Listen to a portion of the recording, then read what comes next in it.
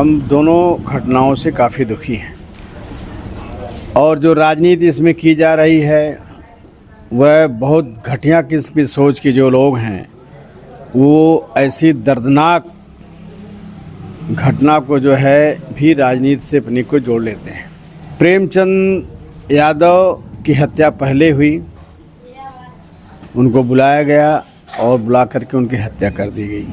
उनके प्रतिशोध में गांव के लोगों ने, तमाम लोगों ने जुट करके जो है कि सत्यप्रकाश दुबे के यहाँ जो है कि जो घटना चक्र किया। अब उसमें प्रेमचंद यादव का क्या कसूर?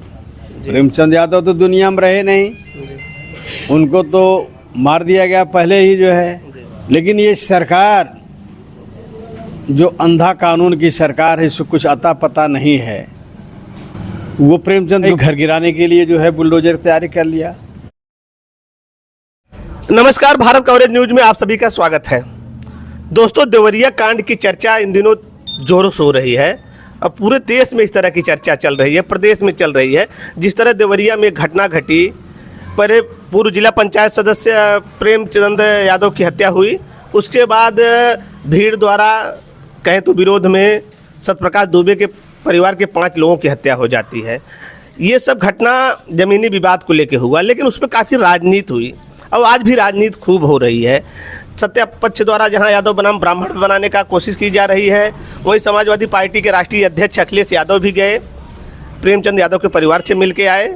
फिलहाल वो सत्यप्रकाश दुबे के परिवार से भी मिलना चाहते थे, लेकिन वहाँ से वो लोग नहीं मिले। तो इसमें काफ़ी राजनीति हो रही है। ऐसे में जो है समाजवादी पार्टी के वरिष्ठ नेता हैं और पूर्व सांसद हैं, कराकत के विधायक है तूफानी सरोज जी हमारे साथ हैं, हम उन्हीं से बात करेंगे। विधायक जी, स्वागत है हमारे चैनल पे आपका। धन्यवाद आपको, आपने हमारे विचार को जानने के लिए अपना अमूल्य समय दिया, इसके लिए आपको मैं बहुत बहुत धन्यवाद देता हूँ। विधायक जी, जो देवरिया कांड हुआ है इस पर काफ़ी राजनीति हो रही है, तो हम पहली राय आपके जानना चाहेंगे, इसमें आपके कहाँ गलती नज़र आ रही है? शासन प्रशासन की गलती है कि प्रेम यादव की है या सत्यप्रकाश दुबे की? कहाँ देख रहे हैं आप? कैसे देवरिया कांड जो हुआ है ये बहुत ही दुखद और बहुत ही पीड़ादायक है। इस घटना से हम, चाहे प्रेमचंद यादव की हो या दुबे जी को हो, हम दोनों घटनाओं से काफ़ी दुखी हैं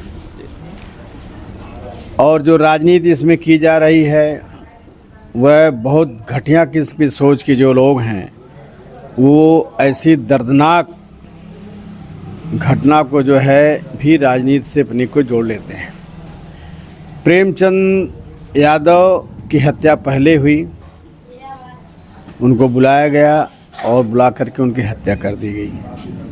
उनके प्रतिशोध में गांव के लोगों ने, तमाम लोगों ने जुट करके जो है कि सत्यप्रकाश दुबे के यहाँ जो है कि जो घटना चक्र किया। अब उसमें प्रेमचंद यादव का क्या कसूर? प्रेमचंद यादव तो दुनिया में रहे नहीं, उनको तो मार दिया गया पहले ही जो है।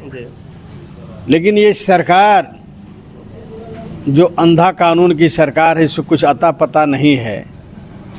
वो प्रेमचंद का ही घर गिराने के लिए जो है बुलडोजर तैयारी कर लिया। अब उसको ये नहीं मालूम है कि जो शख्स इस घटना में था ही नहीं, पहले जिससे मार दिया गया, तो उसका क्या कसूर था कि जो है उसके घर को गिराने की हम तैयारी करें। तो इस सरकार सिर्फ यादव मुसलमान को त्रस्त करने में ही अपना जो है भविष्य देखती है कि इनको हम जितना ही त्रस्त करेंगे उतना ही जो है कि हमारा भविष्य उज्जवल होगा। ये सरकार जो के पास कोई सूझबूझ नहीं है। हम दोनों पीड़ा से दुखी हैं। हमारे राष्ट्रीय अध्यक्ष जी गए थे, दोनों दरवाजे भी गए, लेकिन कुछ राजनीति बस लोगों ने जो है कि अपना मिलना मुनासिब नहीं समझा जो है। तो इस घटना की जितना भी निंदा की जाए वो कम है, ये दुखद है।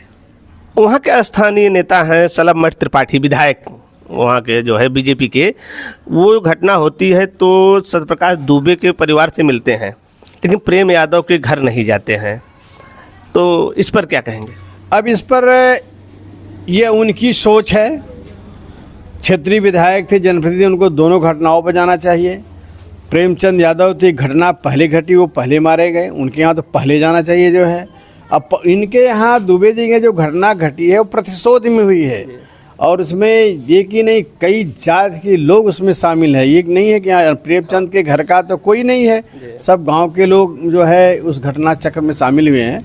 आज ये जनप्रतिनिधि उनको दोनों जगह जाना चाहिए, लेकिन इसमें उन्होंने अपना भेदभाव जात पात किया जो है, ये उनका अपना विषय है। अच्छा, ये एक चीज चर्चा है राजनीतिक गलियारे में, सरकार यादव बनाम ब्राह्मण करना चाहती है, इससे सरकार को लाभ क्या होगा वहाँ उस घटना से? सरकार की नीतियों से ब्राह्मण बिल्कुल क्षुब्ध है, ब्राह्मण भी बहुत नाराज है। भारतीय जनता पार्टी की जो नीति है और भी तमाम समस्याएं, हम महंगाई को लेकर, करप्शन को लेकर, भ्रष्टाचार को लेकर के, ये सरकार से ब्राह्मण समाज क्षुब्ध है। अब ब्राह्मण समाज को खुश करने के लिए, उनको मैनेज करने के लिए इस तरह की बातें सत्ता पक्ष द्वारा की जा रही है। अच्छा, कुछ दोनों तरफ से आप देखे होंगे सोशल मीडिया पे चल रहा है, यादव महासभा, ब्राह्मण महासभा अपनी तैयारी करके हवा देने का प्रयास कर रहे हैं। क्या ऐसा होना चाहिए कि नहीं होना चाहिए? आप अपनी क्या राय रखते हैं? मैंने तो पहले ही कह दिया कि घटना बहुत ही दुखद है, इसमें राजनीति किसी तरह की होनी भी नहीं चाहिए। लेकिन अब कुछ लोग हैं तो अपना उधर से ब्राह्मण समाज वाले ब्राह्मण की बात करते हैं, यादव समाज यादव होते, ये तो चलता रहता है। सबकी अपनी सोच है, अपनी विचार है लोकतंत्र में। आपने नहीं देखा हाथरस में जो है बलात्कार हुआ, और बलात्कार जिसने किया उस जमात के लोग, जो करणी सेना जिसको बोलते हैं, उनके जमात के लोग, तमाम लोग उठ करके बैठ करके वहाँ जो है अपराधियों के, बलात्कारियों के पक्ष में बयान दिया और कहा हम सुप्रीम कोर्ट में, न्यायालय में लड़ाई लड़ेंगे जो है। तो ये सब तो बातें चलती रहती हैं, जो है होती रहती हैं। अच्छा, शासन प्रशासन की वजह से लोग कहते हैं कि वहाँ घटना घट गई, लेकिन वही शासन प्रशासन जो तहसील स्तर के लोग हैं आनन फानन में नापी करते हैं और उनको एक नोटिस थमा देते हैं प्रेम यादव के परिवार को बुलडोजर गिराने के लिए। फिलहाल हाई कोर्ट ने उस पर रोक भी लगा दी है कि जो है 3 महीने की रोक लगी है। देखिए, अनपढ़ों के हाथ में सरकार हो गई है। किसी भी कानून में कोई भी कानून ये नहीं कहता है किसी अपराधी को घर गिराया जाए। सपोज दैट आप 4 भाई हैं, एक भाई आपका वारा निकल गया, गुंडा निकल गया, बदमाश गया, अपराधी निकल गया, तो अपराधी निकल गया, कसूर उसने किया तो आप पूरा मकान गिरा देंगे? और 3 भाई बेचारे अपना रोजी रोटी से अपना काम कर रहे हैं, अपनी जीविकापार्जन कर रहे हैं, तो उनका मकान गिरा देंगे? किसी लॉ में ये नहीं है कि अपराधी का घर गिराया जाए। उनकी गिरफ्तारी है, कुड़की है, सब कुछ है, लेकिन मकान गिराने का कहीं कोई कानून नहीं है। यह मैं सीधी से बात करना चाहूँगा, ये सरकार अनपढ़ों के हाथ में है। अच्छा, क्या एक मैसेज जाएगा सांसद जी की जो हाई कोर्ट ने जजमेंट दिया कि आप नहीं गिरा सकते हैं, क्या एक मैसेज जाएगा सरकार को? जो सरकार बाबा जी का बुलडोजर हर जगह गिरा दे रहा है, क्या एक मैसेज जाएगा सरकार के, एक नहीं जाएगा? ये भारतीय जनता पार्टी के लोग न संविधान को मान रहे हैं, न न्यायपालिका को मांग रहे हैं। अगर न्यायपालिका को मानते तो 69,000 की भर्ती में जो धांधली की गई, जो बैकवर्ड दलित के बच्चों का हक अधिकार को दूसरों को दे दिया गया, जिसमें न्यायपालिका ने इंगित किया, चिन्हित किया कि इसकी समीक्षा फिर से करके न्याय दिलाया जाए, क्या क्या सरकार ने किया?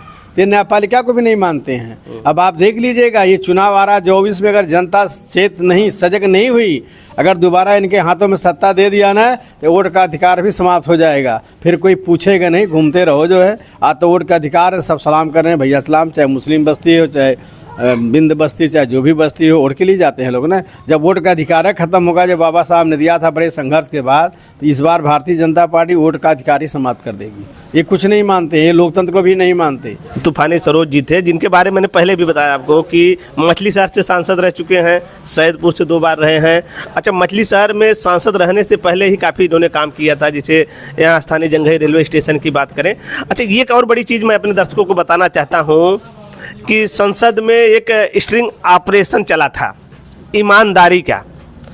जब पैसा लेके सवाल पूछने का सवाल था, उसमें जो ऑपरेशन चला था, उसमें तूफानी सरोज जी एक ईमानदार घोषित हुए थे। कुछ लोग उसमें पकड़े भी गए थे कि स्ट्रिंग ऑपरेशन में, तो हमारे साथ थे।